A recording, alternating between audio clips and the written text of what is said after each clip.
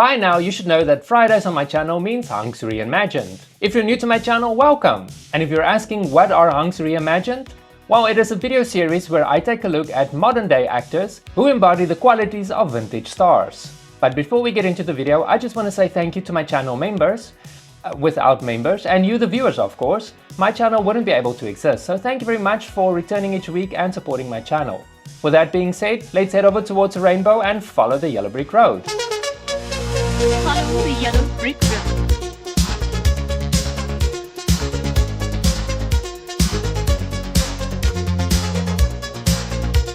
My name's Rusty, but I go by Shatterstock. So, where are you from? The planet Mojo World? Louis Tan exudes a thoughtful intensity and grounded charisma. He often speaks about his martial arts background and the discipline it brings to his craft. But what stands out is his introspective nature. He's deeply aware of identity, representation, and the emotional layers of the characters he portrays.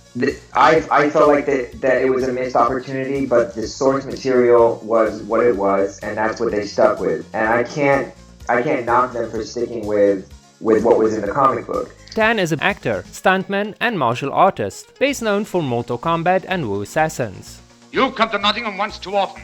When this is over, my friend, there'll be no need for me to come again. Lewis brings the same daring elegance as Errol Flynn, the golden age swashbuckler with a glint in his eye and a sword on his hip, but adds a modern edge that recalls Bruce Lee's intensity and cool. Or what? Or I'll touch you back. With his sword fighting scenes, bone structure that could slice glass, and Instagram thirst traps with a sense of humor, Lewis is the kind of action star we always wanted. Dangerous, dashing, and down for a deep conversation. He redefines masculinity with quiet confidence, proving that brawn and brains are not mutually exclusive, and neither is being a badass and a little bit fabulous. As we look towards the future, is there any genre in particular you're hoping to tackle, or any stories that really you have your eye on? What kind of story would you want to take part in? Honestly, I'm open to everything. I mean, it'd be nice to explore some things where I'm not covered in blood and going home super sore every night. Hey, I'm Robbie Amell. I'm Stephen Amell. We're here promoting Code 8, and we are going to interview each other hard. I beg your pardon? Robbie Amell is the laid-back, easygoing, and quietly ambitious man we all deserve. In interviews, he's candid about his career journey and often brings self-depreciation humor to his stories. He's passionate about sci-fi and tech-driven narratives, and his collaborative spirit, especially with his cousin Stephen Amell, is a recurring theme. Stephen, what was it like starring in Code 8 with me, considering I'm playing the handsome and much younger leading man? Did your old age make it difficult to remember all your lines? If you missed that clean-cut, all-American hunk energy from Christopher Reeve, look no further than Robbie Amell. He's got that Superman jawline, the kind eyes, and the kind of charm that makes straight rom-coms bearable and sci-fi shows binge-worthy. You called me fat and ugly. No, I didn't. I called you the Duff. That stands for designated ugly fat friend. In Upload and The Duff, he balances the good guy appeal with a sense of humor and enough self-awareness to know exactly what he's serving. And it's basically beefcake with a wink. He's got that rare energy, straight-coded but completely non-threatening to the gaze. Well, my goodness, you certainly look like the cat who swallowed the canary this morning. A canary? If 1980s Christopher Reeve was a poster in your locker, 2020's Amell is a guy in your DMs, asking you if you want to co-star in a Hallmark reboot with more shirtlessness. Unfortunately, I'm leaving tomorrow. I thought you just got here. I did. Hi, I'm Avan Jogia, and I will be reading some thirst tweets. It's been years, and I still want Avan Jogia to live in my hole like a crab.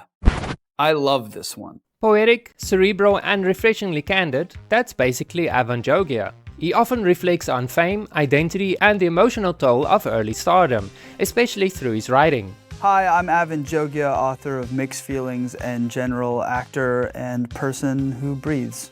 Jogia's interviews reveal a philosophical streak and a desire to challenge norms. He's not afraid to critique the industry or explore vulnerability. Avan is mysterious and moody bohemia, a true reflection of Rudolph Valentino, the original silver screen lover who had everyone swooning. With roles in Now Apocalypse and Zombieland Double Tapped, Avan mixes old world allure with new gen sexual fluidity. Namaste. Whether he's rocking eyeliner, writing poetry, or casually serving thirst traps,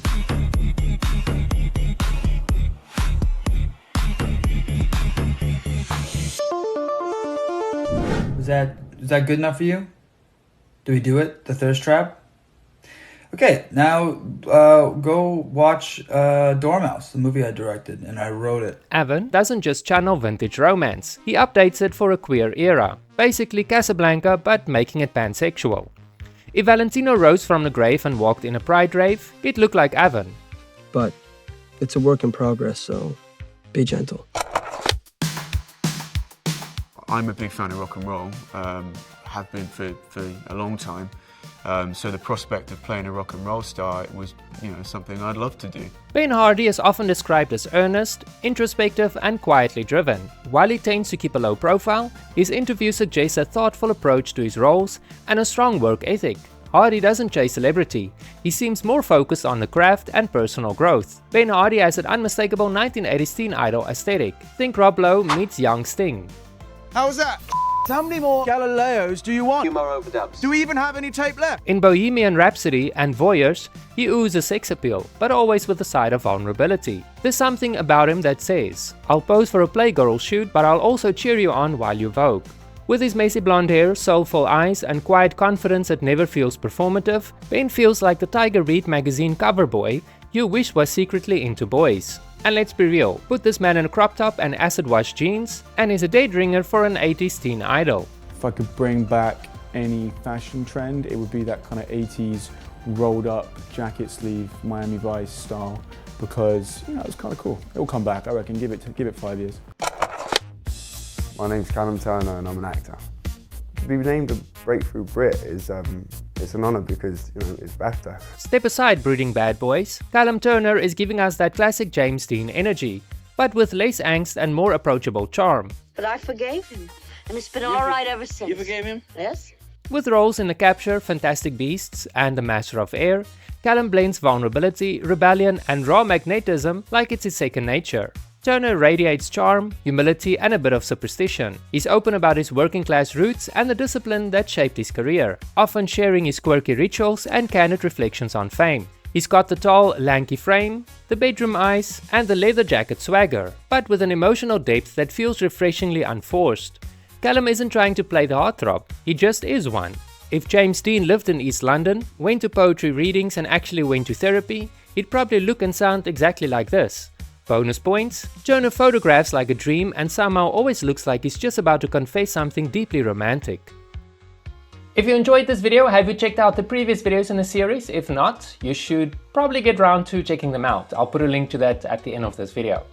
Thank you very much for watching my videos. If you like it, give me a thumbs up, and a subscription would be nice if you haven't subscribed yet. It really helps with the algorithm so that other people like yourself that might enjoy my content can find me more easily on YouTube. You can also check out my smaller channels. There might be something interesting for you to watch. I'll put a link to my channels at the end of this video, as well as in the description of this video. Thank you very much, and I'll see you in the next video, which will be tomorrow.